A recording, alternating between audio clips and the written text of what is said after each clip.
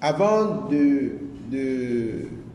d'entrer dans le vif du sujet, je voudrais vous informer que contrairement à ce qui a circulé sur les réseaux sociaux et jusqu'à ce matin, Madame Rekiat Madougou est toujours gardée à vue dans les locaux de la brigade économique et financière.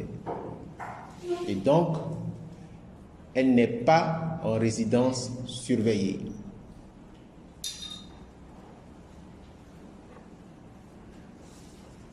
Dans les heures ou dans les minutes qui vont suivre, Madame Rekiat Madougou sera présentée au procureur spécial de la Cour de répression des infractions économiques et du terrorisme.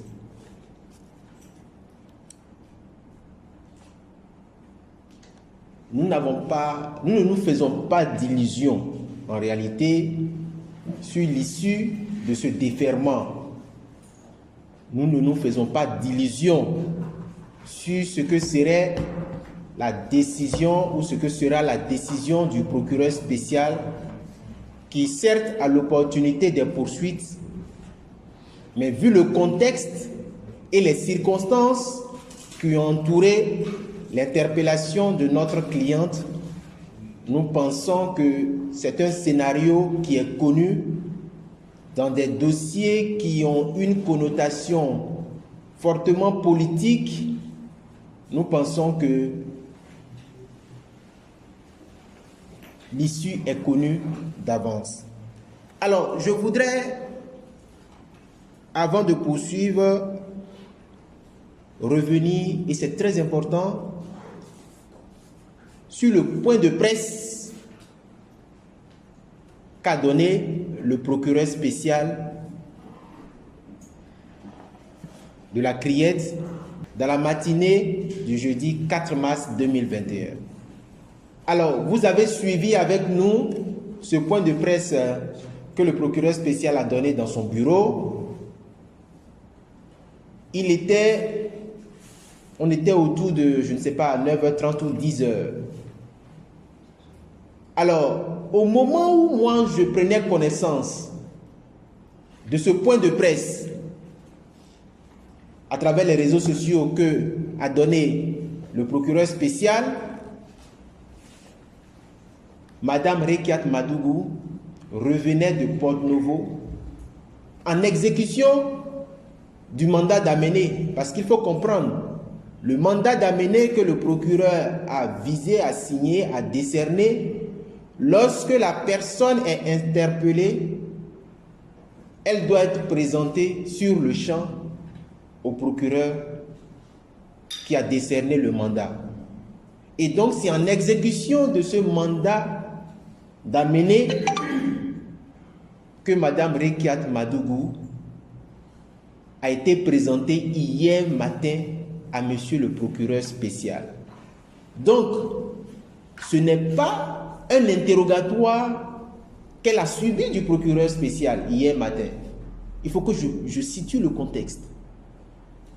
Ce n'est pas un interrogatoire qu'elle a suivi hier matin à la Criette lorsqu'elle lui a été présentée. On lui a notifié des charges et elle a été ramenée à la brigade économique et financière, sinon dans les locaux de la brigade économique et financière, pour être entendue, pour qu'elle puisse donner sa version, pour permettre à l'enquête de débuter en ce qui la concerne.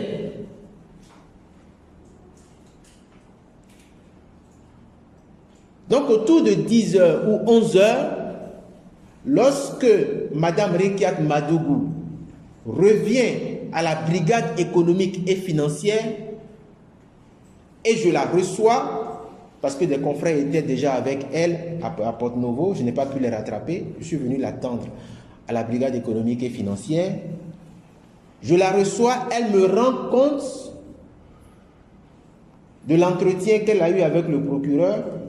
Ce n'est même pas un entretien, des informations ou de la notification de charge qu'elle a reçue. Pendant que les officiers de police judiciaire de la BEF sont en train de s'apprêter pour commencer son interrogatoire sur ce qu'elle sait des accusations d'association de malfaiteurs et de terrorisme, pendant qu'on prenait son identité, on prenait l'identité de ces avocats que nous sommes, nous découvrons sur les réseaux sociaux que le procureur spécial de la Criette venait de donner un point de presse faisant état de ce que de lourds soupçons pèsent sur Mme Rekiat Madougou et qu'elle est impliquée dans un scénario d'assassinat politique contre des cadres et autorités de Parakou dans le but de faire échec au processus électoral et qu'elle a financé à travers M. Saka Georges un certain colonel à la retraite Touré pour commettre des assassinats politiques. Et donc, c'est sur cette base-là qu'elle a été interpellée. Et à la fin, le procureur spécial vise des dispositions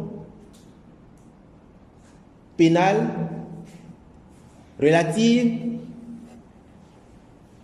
au terrorisme. Quand Mme Rekiat Madougou a appris l'information, parce que nous lui avons rendu compte, étant donné qu'elle a été privée depuis la veille de ses téléphones portables, elle n'avait pas accès aux informations sur les réseaux sociaux. Donc, quand nous l'avons informée, elle a souri. Elle a dit, maître, je suis préparé à ça. Si on veut se servir de la justice pour m'atteindre, je suis préparé à ça. Mais ce que je regrette fortement, lorsqu'on est un professionnel du parquet, lorsqu'on a été juge d'instruction avant de devenir procureur d'une juridiction ordinaire, lorsque, durant toute sa carrière de magistrat, juge d'instruction, procureur de la République et ensuite procureur spécial, je pense qu'on a suffisamment d'expérience pour savoir que l'enquête de police se mène avec loyauté. L'enquête de police met toutes les parties, que ce soit les victimes, que ce soit les mises en cause, en tout cas toutes les parties sur un pied d'égalité. Le contradictoire est très important. Donc, le procureur spécial, avec toute l'expérience qu'il a accumulée en matière pénale, ne pouvait pas conclure son point de presse en précisant ceci. Au stade où nous en sommes, Mme Rekiat Madougou bénéficie de la présomption d'innocence.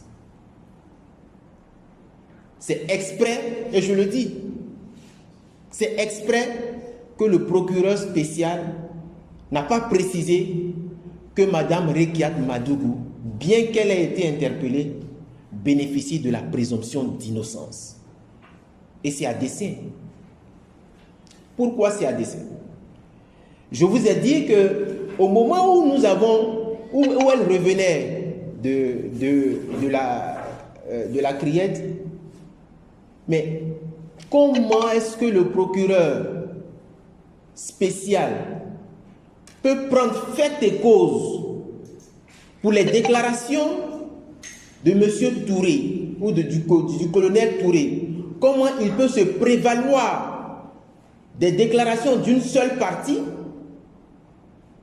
sans attendre que la personne accusée donne sa version des faits, sans attendre que les enquêteurs de police qui exercent sous son autorité lui rendent compte des déclarations sur PV de Mme Rekiat Madougou, sans attendre les confrontations éventuelles qu'il y aurait entre les parties entre celles qui accusent et celles qui accusées, sans attendre qu'on oppose à Mme Rekiat Madougou des éléments de preuve à l'issue peut-être de la perquisition ou à l'issue peut-être du tracking ou de la fouille de ses téléphones portables, sans entendre tous ces éléments, jeter en pâture une dame qui n'est pas n'importe qui, quoi qu'on veuille, quoi qu'on dise. On peut tout reprocher à Madame Rekiat Madougou, mais c'est une femme d'État. Au-delà d'être béninoise et citoyenne, c'est une femme d'État qui a exercé le pouvoir politique, qui a été le supérieur hiérarchique des procureurs de la République, qui a été ministre garde des Sceaux,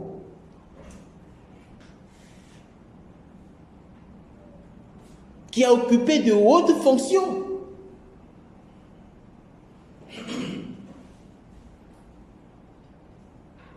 Le procureur ne peut pas l'ignorer. Et donc, nous estimons qu'en s'empressant de venir devant la presse pour justifier l'arrestation brutale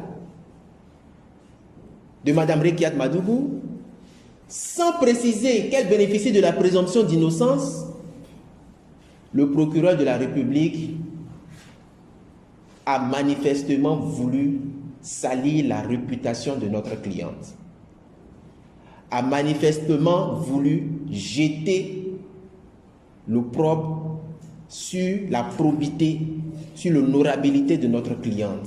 Et quand c'est comme ça, nous disons que le parquet n'est pas indépendant. Certes, le procureur agit sous l'autorité du garde des Sceaux, mais c'est une autorité administrative. Ce n'est pas une autorité politique. Le procureur n'a pas à être politique.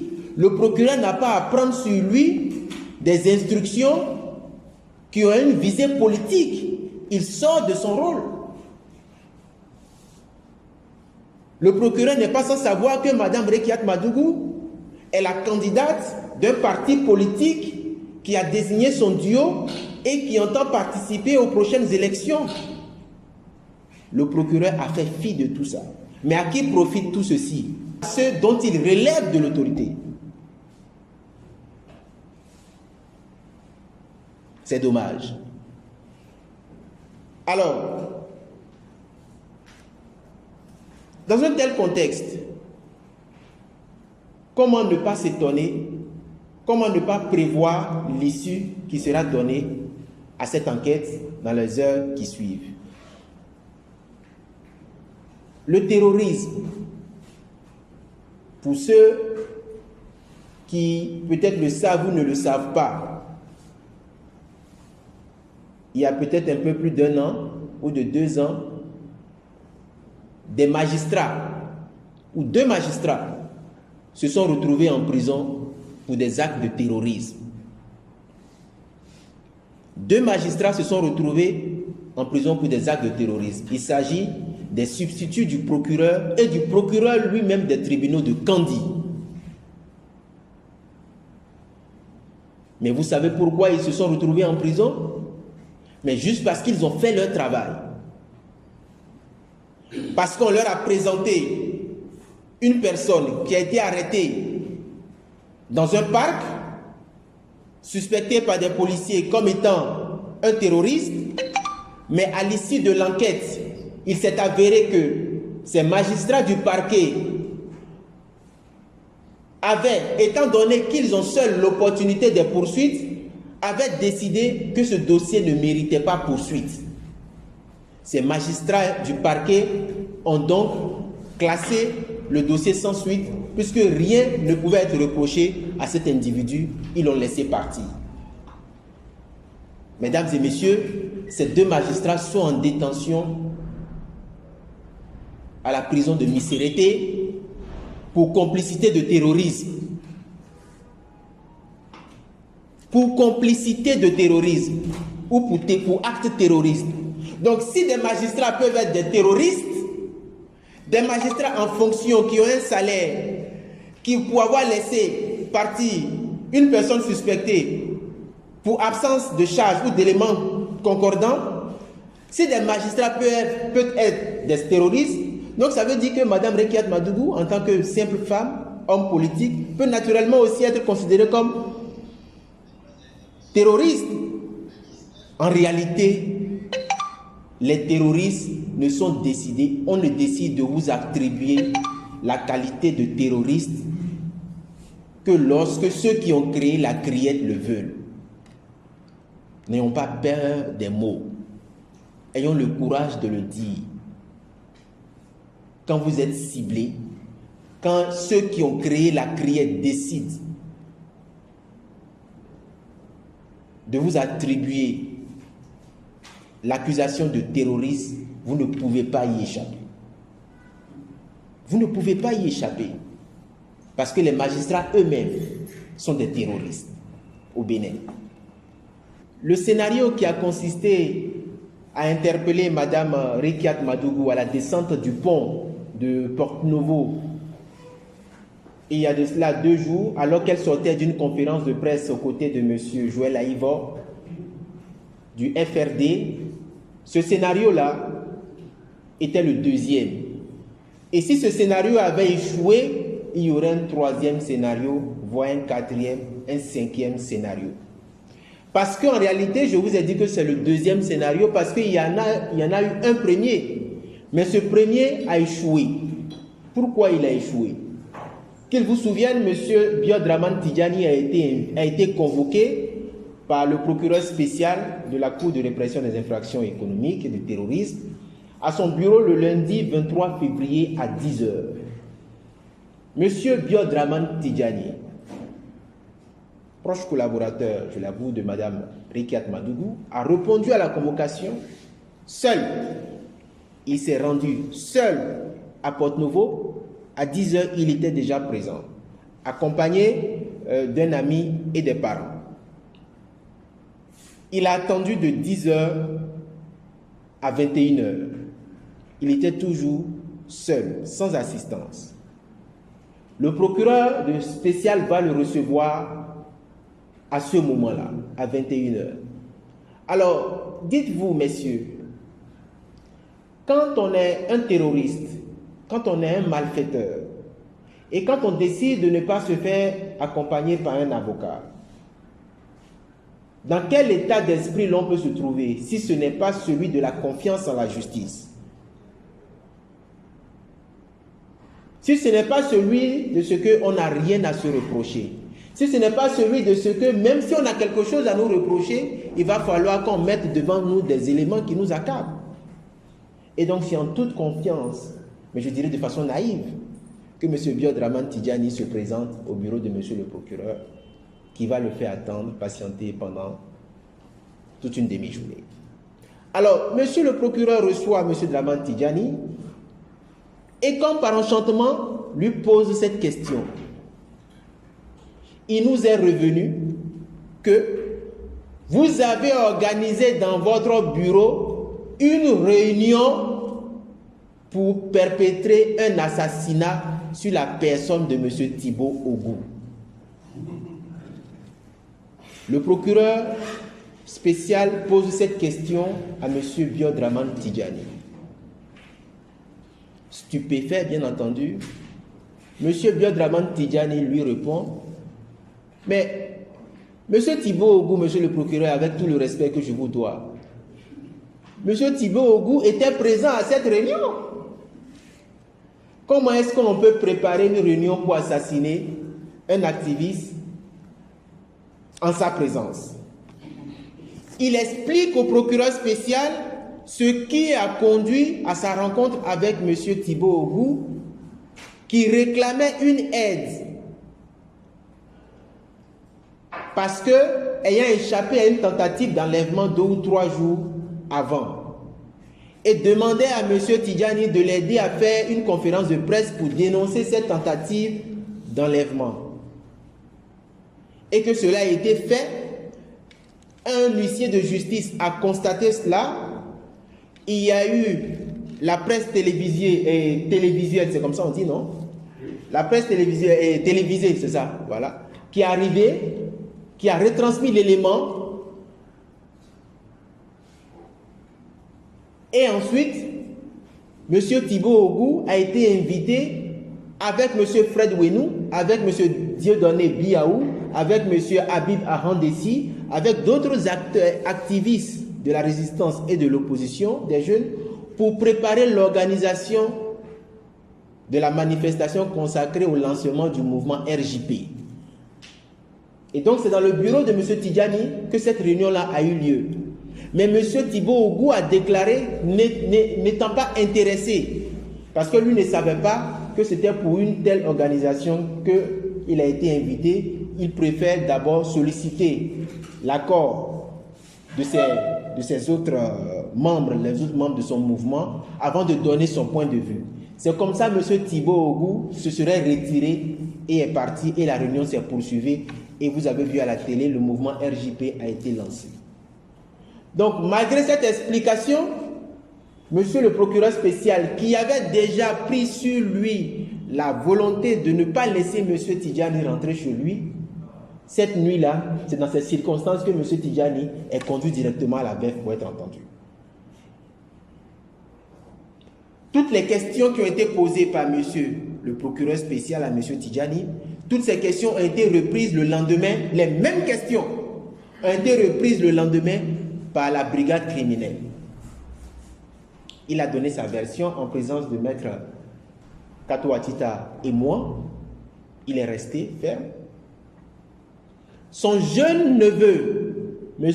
Mamadou Tidjani, à qui il a été demandé de conduire le véhicule de M. Tidjani, cette nuit-là de la Criette à la BEF, pendant qu'il attendait devant la brigade criminelle, on lui a demandé de faire venir le véhicule à l'intérieur parce que la police recherchait un téléphone portable, le téléphone de M. Tidjani. Ce téléphone n'ayant pas été retrouvé, M. Mamadou Mamadou Tidjani, le neveu, vous allez remarquer que les noms sont un peu similaires, donc je m'embrouille un peu, sera aussi interpellé pour disparition de téléphone. Il va se justifier pour dire, je n'ai fait que conduire le véhicule. Moi-même, je suis arrivé avec mon véhicule, mais comme c'est mon oncle, on m'a demandé de conduire le véhicule, je suis venu, je n'ai pas vu le téléphone. Et je n'ai aucun intérêt à garder le téléphone avec moi si je sais que c'est ce qui peut permettre la libération de mon oncle. Il va s'expliquer. Les deux seront présentés au procureur spécial. Nous serons à leur côté le lendemain, ou je crois le vendredi. Le vendredi. Le procureur nous promet de nous recevoir, M. Kato Atita, d'écouter M. Bior Draman Tidjani en notre présence. Il fait la promesse 2 fois à M. Kato Atita, il m'en fait 1 fois la promesse. Nous attendons. Il était 17 h. Quand quelqu'un vient nous informer, messieurs les avocats, mais vos clients vous cherchent, ils ne vous voient pas. On dit, mais comment nos clients nous cherchent, ils ne nous voient pas? Le procureur va nous recevoir. On dit, non, le procureur ne va plus vous recevoir, il a déjà réglé le PV, vos clients sont déjà devant la commission d'instruction pour être inculpés. Tirez-en vous-même les conséquences. Nous descendons un étage en dessous, nous les rejoignons. Ils sont inculpés plus maintenant pour des actes de vol ou de provocation à un attroupement public, parce que c'est ce qui leur était reproché devant la brigade criminelle. Ils seront poursuivis maintenant pour terrorisme et association de malfaiteurs.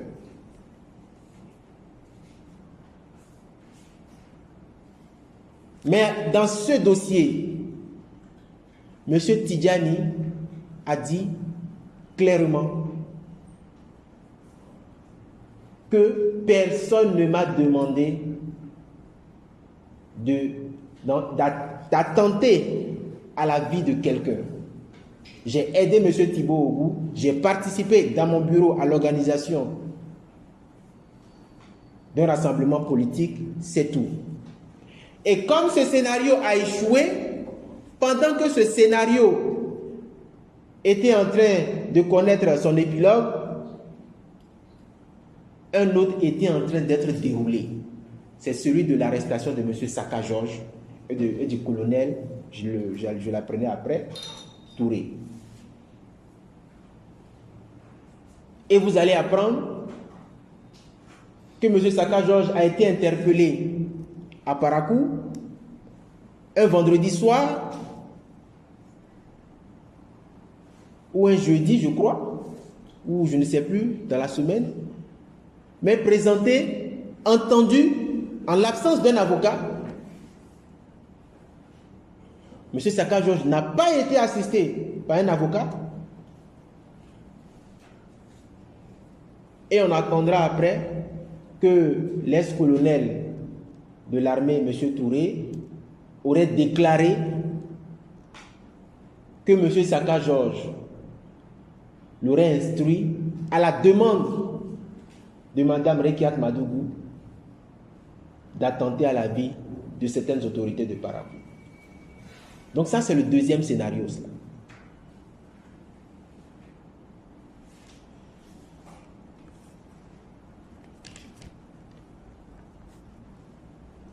À aucun moment, Mme Rekiat Madougou n'a eu un contact physique.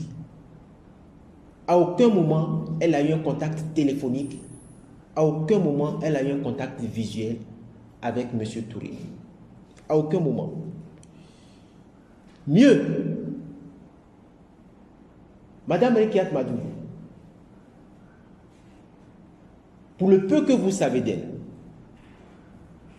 ancienne garde des Sceaux, et qui a une prédisposition juridique, au moins sur le fonctionnement de l'administration judiciaire. Vous avez écouté ces différentes déclarations quelques jours avant son arrestation.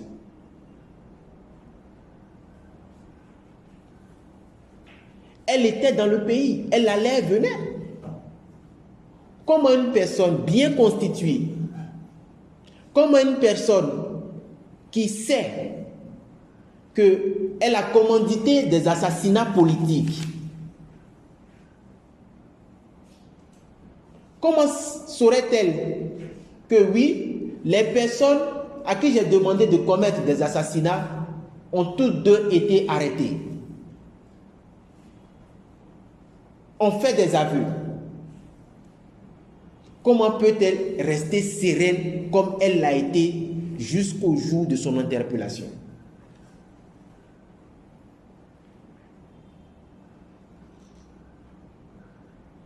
On lui a demandé de quitter le pays. Madame Rekiat, nous avons des informations persistantes qui font état de ce que vous serez interpellé dans les prochaines heures, ce soir, demain, dans 2 jours, dans 3 jours, dans 4 jours. Elle dit, je suis venu pour porter la voix de mon parti et j'entends accomplir ma mission. Je n'ai rien à me reprocher. Comment vous pouvez comprendre qu'un terroriste, qu'un malfaiteur décide de rester alors qu'il sait pertinemment qu'il y a des éléments de preuve contre lui?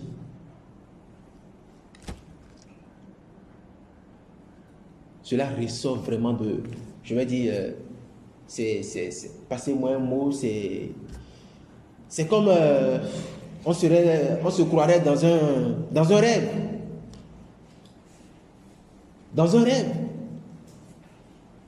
C'est un scénario qui a été pensé, qui a été monté et qui est en train d'être exécuté avec le bras armé de la criette. Parce que la criette aujourd'hui, quoi qu'on dise, ne peut pas se targuer d'être une juridiction indépendante. Moi, je n'ai rien contre les magistrats de la criette. Ce sont tous des amis. Mais je vous assure, sous la foi de mon serment, aucun magistrat, que ce soit du parquet ou du siège, aucun magistrat à la criette n'est libre. Aucun. Aucun. la justice au Bénin n'est plus libre.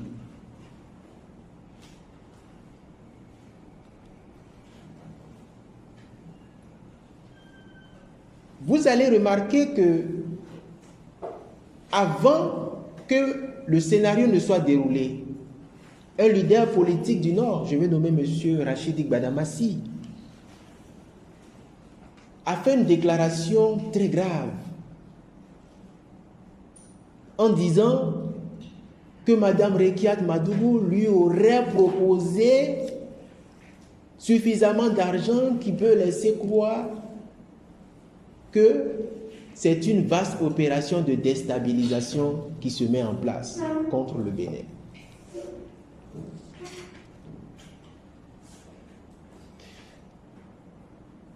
Je vais peut-être violer une confidence qui m'a été faite, mais retenez ceci. 2 ou 3 jours avant, le même Rachidi Gbadamassi faisait une confidence à Maître Paul Kato Atika sur ce qu'il avait peur pour sa vie. Il avait peur pour sa vie et qu'il aurait besoin de l'assistance de Maître Kato Atita pour le sortir de cela. Et M. Rachidi Gbadamassi s'apprêtait à faire une déclaration dans le sens d'un autre député qui a dit que lui, il souhaitait parrainer Rekiat Madougou. En fait, vous savez, nous les avocats,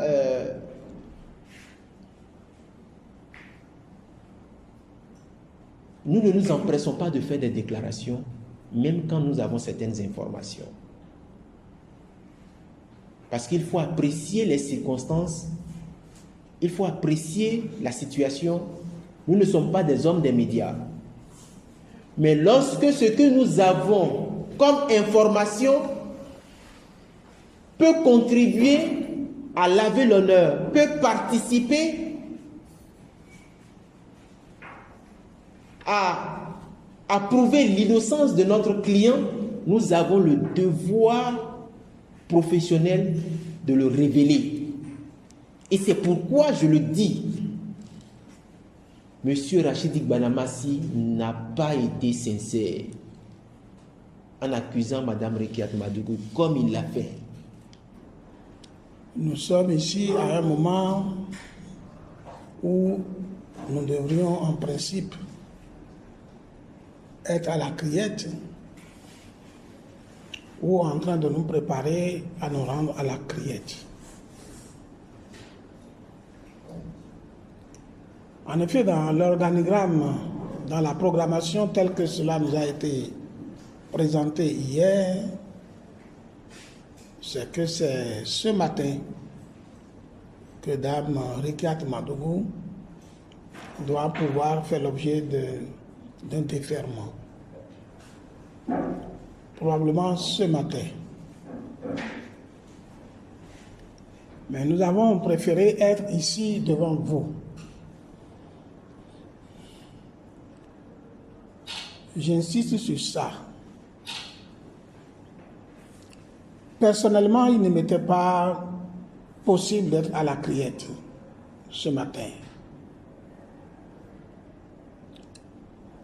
Mes confrères sont également du même avis. Nous avons partagé un point de vue commun.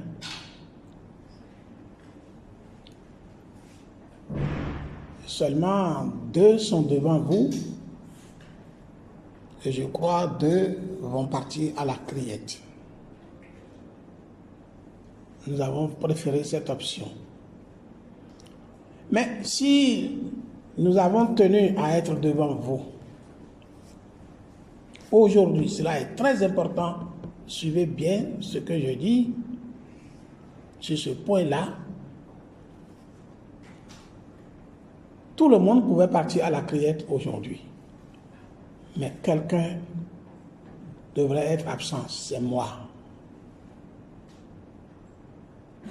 C'est une question de conscience professionnelle. Vous savez, l'avocat n'est pas faiseur de miracles. Le droit, c'est une science que nous savons tous dérouler dans ces différents compartiments. L'avocat n'est pas un faiseur de miracles parce que face à des obstacles qui lui paraissent insurmontables, il faut aussi qu'il ait l'honnêteté d'être loyal. Loyal vis-à-vis de sa propre conscience. Loyal vis-à-vis de celui ou de celle qui a eu confiance en lui et qui l'a sollicité pour l'accompagner.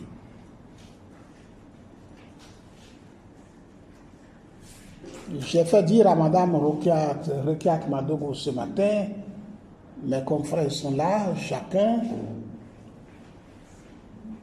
qui n'aurait servi à rien de l'accompagner à la criette. C'est comme lorsque vous accompagnez le père ou la mère dans sa tombe au cimetière, vous n'avez aucune force de le ramener à la vie. La criette, c'est le tombeau. Et là-bas, nous ne pouvons rien pour elle. C'est dommage, mais c'est la vérité. Alors, il n'aurait donc pas servi à quoi que ce soit qu'un homme comme moi. J'insiste sur ma personne, parce que je l'ai dit clairement à tous les autres confrères, vous pouvez tous y aller, mais quelqu'un n'y sera pas, c'est moi. Parce que je ne veux pas donner de l'illusion à Mme Madougou. Je ne veux pas être un accompagnateur pour la forme. Je veux être un accompagnateur qui donne un résultat ou qui espère un résultat. Mais à la criette, je n'ai pas de résultat à espérer. Je n'ai pas de résultat à obtenir. J'ai à constater tout simplement que la décision prise quelque part soit mise en application et je fais demi-tour. On me laissera peut-être faire le formalisme de la procédure, mais après, à quoi ma présence aurait servi, mon confrère? Cette présence n'aurait servi à rien. Il y a une semaine, nous étions là-bas. Nous n'avions servi à rien. Pourquoi l'avoir accompagné? Mais cela est d'autant plus important. Ce que je dis est important. En fait, ce n'est pas pour une conférence de presse en tant que telle que nous sommes venus ici ce matin. Nous sommes venus pour dire haut et fort, parce que vous l'aurez, vous l'apprendriez certainement dans la journée ou demain à travers des organes de presse, que soit Madougou est parti seul à la criette, soit Madougou est parti et que certains de ses avocats ne sont pas là-bas. Il est tout à fait normal qu'on sache pourquoi les avocats ne sont pas partis ou pourquoi certains sont partis. Parce que nous avons dit au moins certains partent pour savoir, parce que nous ne voulons pas non plus qu'elles soient malmenées là-bas.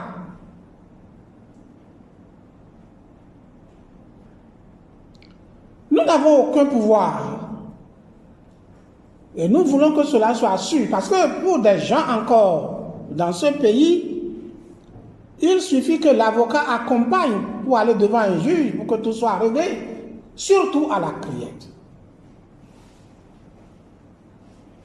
C'est une juridiction particulière. Je l'ai toujours dit, je n'ai rien contre la criette, mais j'ai toujours dit, la doctrine qui fonde une juridiction pareille est une doctrine de répression. Non pas seulement dans mon pays, le Bénin, mais dans tous les pays où des juridictions de cette nature ont existé et dont les origines remontent dans les années 30-39, la Première Guerre mondiale. La France en a connu suffisamment, jusque dans les années 48.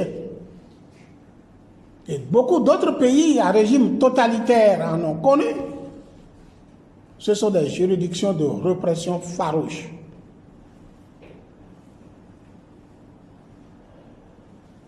Donc, il n'aurait servi pas à grand-chose. Et surtout dans l'opinion qu'il y a ces partisans de penser que les avocats sont là-bas. Non. Rohey Madougou a été interpellé et poursuivi dans un contexte politique, éminemment politique. Nous, avocats, ne sommes pas formés pour des combats politiques. Personnellement, moi, non. Je suis formé pour ce qui est du juridisme, ce qui est du judiciaire. Lorsque cela se déroule suivant les règles de procédure, dans la loyauté et l'indépendance de la justice. Mais lorsque cela doit se dérouler sous la couverture politique, je n'en ai pas la force. Elle a été interpellée dans un contexte politique pour des faits éminemment politiques et des incriminations politiques. Le terrorisme, c'est du politique. C'est du politique.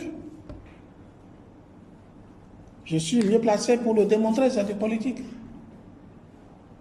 Et ceux qui aujourd'hui ont mis Madougou dans cette position du politique d'accusation de terrorisme devraient savoir qu'en réalité, c'est eux qui l'ont provoqué. Si réellement il y a terrorisme dans ce qu'on lui reproche, c'est eux qui ont provoqué ce terrorisme. Madougou n'a pas provoqué le terrorisme si on connaît bien l'historique du crime du terrorisme. J'en ai suffisamment parlé à d'autres occasions. Et j'ai donné plusieurs fois l'exemple de l'Afrique du Sud. Lorsque les Nations Unies devraient légiférer, débattre, discuter du crime du terrorisme, dans les années 70, l'ANC a dit non, nous ne pouvons pas nous collaborer à cette résolution-là. Les pays comme la Chine populaire, la Russie, l'URSS de l'époque ont dit non. Mais qu'est-ce que l'ANC avançait comme argument pour dire non? L'ANC disait le régime de l'apartheid nous a privés de tous les droits. Nous n'avons aucun droit sous l'apartheid. Et la seule manière de faire valoir nos droits sous l'apartheid, c'était de poser des actes inattendus. Ces actes inattendus que les Occidentaux qualifiaient de terrorisme. Donc, si nous collaborons à ça, à cette convention internationale, c'est que nous nous barrons nous-mêmes toute voie pour nous faire attendre du régime de l'apartheid. C'est simple. Ce que je veux dire par là, elle est mise en cause pour terrorisme parce que tout simplement, elle est dans la logique d'aller aux élections. Je lui souhaite du courage, je l'ai vu, je l'ai admiré beaucoup hier. J'étais avec elle hier.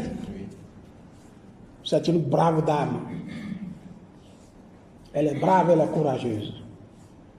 Je crois qu'elle a accepté de faire le sacrifice de sa vie pour un idéal. L'idéal qu'elle considère comme l'idéal populaire. Elle n'est pas ébranlée. Mais nous autres, ce combat, là où ça se déroule, théoriquement c'est notre maison, mais en réalité ce n'est pas le nôtre. C'est le combat des hommes politiques. Et nous ne sommes pas des hommes politiques. Et parce que nous ne sommes pas des hommes politiques, ils sont venus dire ici que nous ne sommes pas à Porto Novo, avec elle à la criette. Parce que le combat qui se mène là-bas, c'est seulement sous la couverture du droit, mais pas dans la réalité, dans le droit lui-même. Quel va être son devenir, nous ne savons pas. Nous ne pouvons pas vous entretenir. Elle pourra passer des années de prison, nous ne savons pas. Elle pourra être libérée, nous ne savons pas. Mais c'est le temps qui va permettre à chacun de savoir. Alors, à partir de ce moment, donc, ce que nous voulons, c'est que chacun sache dans son entourage, nous professionnels, avocats, nos moyens sont limités pour faire ce combat-là. Parce que c'est un combat déséquilibré. C'est un combat qui ne se mène pas strictement sur le plan du droit tel que nous avons appris et tel que cela doit être. On insiste dessus. Les faits ont été sérieusement, abondamment rapportés et détaillés dans le truc. Mais contre tout ça, nous ne pouvons rien. Nous ne pouvons rien. Parce qu'aujourd'hui, les décisions ne sont pas des décisions exprimées et traitées telles que nous l'avons étudiées dans les facs, à travers les ouvrages, et telles que nous devions les appliquer. J'ai failli faire AVC il y a 8 jours quand on disait devant moi que Biot et son neveu étaient poursuivis pour association de malfaiteurs et terrorisme. Mais rien de ça ne figurait dans le dossier. Le dossier que nous, on a eu. Parce que nous étions aux interrogatoires. Le dossier que nous, on a eu, j'étais loin de penser, d'imaginer. De penser et d'imaginer. Je ne pouvais jamais le penser ça. Qu'à la criette, on me parlera de terrorisme et d'association de malfaiteurs. J'étais loin de penser ça. Et quand j'ai entendu ça, ma réaction a été de dire au juge d'instruction, s'il avait le même dossier que moi, je le revois encore devant moi dans mon visage, dans son bureau. Il m'a répondu, restez près du code de procédure pénale. Mais je connais le code de procédure pénale. Et c'est pourquoi j'ai posé la question. C'est parce que j'ai le sentiment que nous n'avons pas le même dossier. Et que les intéressés ont été inculpés certainement à base d'un dossier qui n'est pas celui que je connais. Mais puisque je suis formé également pour respecter l'impérium du juge, je me suis tué, nous sommes partis.